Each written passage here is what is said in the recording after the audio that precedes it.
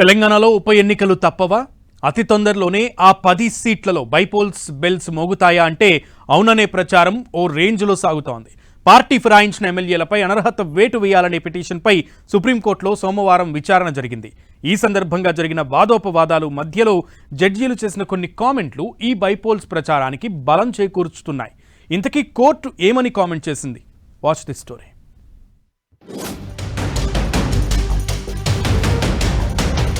వేటుకు వేళాయన, ఆ 10 మందికి టెన్షన్.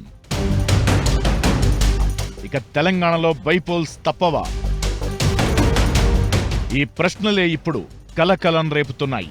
తెలంగాణలో ఖచ్చితంగా బైపోల్స్ వస్తాయంటూ మాజీ మంత్రి కేటీఆర్ చెప్పింది మొదలు కోర్టులో తాజాగా విచారణ సందర్భంగా ధర్మాసనం చేసిన కామెంట్లు కూడా ఈ విషయాన్ని నిర్ధారిస్తున్నాయి.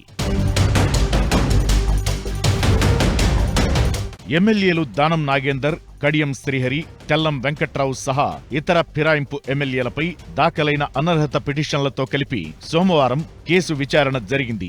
Justice B R Gavai, justice Vinod Chandran ధర్మాసనం ముందు ఈ కేసు విచారణకు వచ్చింది. ప్రభుత్వం తరపున ముకుల్ రోహత్గి వాదనలు వినిపించారు. ఈ కేసుకు సంబంధించి స్పీకర్ ఎలాంటి చర్యలు తీసుకున్నారనే ప్రశ్నకి బదులుగా సమయం కావాలని అడగడంతో ధర్మాసనం అసలు రీజనబుల్ టైం అంటే ఏంటి అని ప్రశ్నించినట్టు తెలిసింది.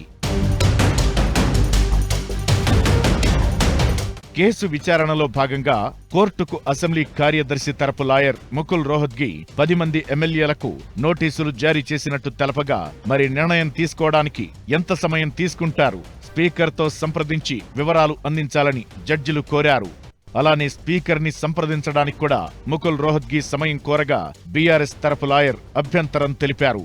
గతంలోనూ ఇలాంటి సమాధానమే చెప్పారని లాయర్ శేషాద్రి నాయుడు అభ్యంతరం చెప్పగా, కోర్టు కూడా ఇప్పటికే 10 నెలలయ్యిందని ఇంకెంత సమయం తీసుకుంటారని ప్రశ్నించినట్టు తెలిసింది.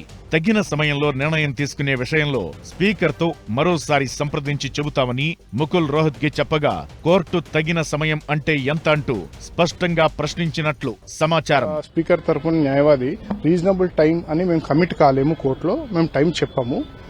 5 judges constitution bench Subhash Desai judgment ప్రకారం దాంట్లో రీజనబుల్ టైం అన్నారు. టైం ఎక్కడ చెప్పలేదు. సో మేము కమిట్ కామని చెప్పడం జరిగింది. Already Keisham Megha Chandran Manipur judgment 3 months outer limit అని ఇచ్చారు క్లియర్ గా. అది 3 జడ్జెస్ బెంచ్ జడ్జిమెంట్. అది ఈ రోజు 2 జడ్జెస్ బెంచ్ కాంబినేషన్ లో ఉన్నారు. మేము అదే ప్రెస్ చేయడం జరిగింది. ఆల్రెడీ 3 months అన్నారు. మీరు ఇచ్చిన నోటీస్ ఏదైతే మీరు చెప్తున్నారో కోర్టుకి, ఆ రోజు నుంచి మీరు డిసైడ్ చేయాలి 3 months లో. That is the law. 10 months అయిపోయినాయి కాబట్టి మీరు 1 month లోపలనే ఇప్పుడు డిసైడ్ చేయాలి డే టు డే బేసిస్ మీద అని మా వాదన ఉండే. ఈ సమయంలోనే అసలు సరైన సమయం అంటే ఏంటి, దానికో అర్థం ఉండాలి కదా అంటూ సుప్రీంకోర్టు వ్యాఖ్యానించగా, తదుపరి విచారణ ఫిబ్రవరి 18కి వాయిదా వేశారు. ఎమ్మెల్యే పాడి కౌశిక్ రెడ్డితో పాటు వివేకానంద గౌడ్లు దాఖలు చేసిన 2 పిటిషన్లతో పాటు ఈ మధ్యనే బీఆర్ఎస్ వర్కింగ్ ప్రెసిడెంట్ కేటీఆర్ దాఖలు చేసిన పిటిషన్తో కలిపి సుప్రీంకోర్టు విచారణ చేపట్టింది. గతంలో పాడి కౌశిక్ రెడ్డి, వివేక ముగ్గురు ఎమ్మెల్యేలపై పిటిషన్ వేయగా, కేటీఆర్ మరో 7 పేర్లను తమ పిటిషన్లో జత చేశారు. సుప్రీంకోర్టు విచారణలో భాగంగా చేస్తున్న కామెంట్ల క్రమాన్ని చూస్తున్నప్పుడు ఇక ఈ ఎమ్మెల్యేలపై వేటు తప్పదనే ప్రచారం ప్రారంభమైంది.